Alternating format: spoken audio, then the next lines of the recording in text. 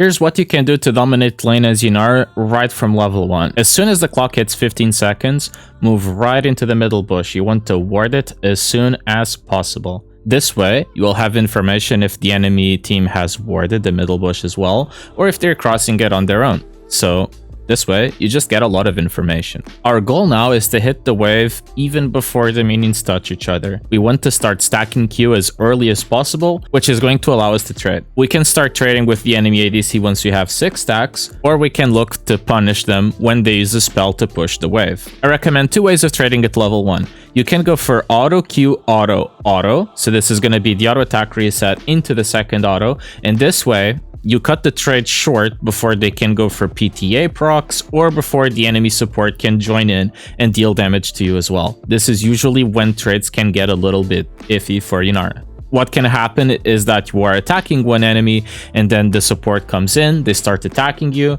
and you're gonna spread your damage around, and your support is like AFK, not doing anything. Meanwhile, you're spreading your damage around, and you're the one that comes out of this with like 20% HP. It becomes a terrible trade in the long run. However, if your support is going aggressively onto a champion, you can just follow up and just fight to the death. You are very, very strong in extended fights. You have your Q and you have lethal tempo. You have nothing to fear. Long fights are awesome to play around. After our first trade, things that we should keep in mind is that we don't want to push the wave too quickly. We may have established dominance over the enemy lane, and now we want to keep the wave in the middle. This way, they feel like they can still get level 2, although they really can't. Once you hit level 2, you want to use that power spike to go at them again. You want to use those extra stats you get at level 2 to punish the enemy lane, and it's not just you who gets them, but your support as well. So you'll just have twice the abilities as they do, and you have a very good kill threat window to just look to punish the enemy lane with. This all-in can result in taking their summoner spells, which is a small win, or it can result in kills, which is even better.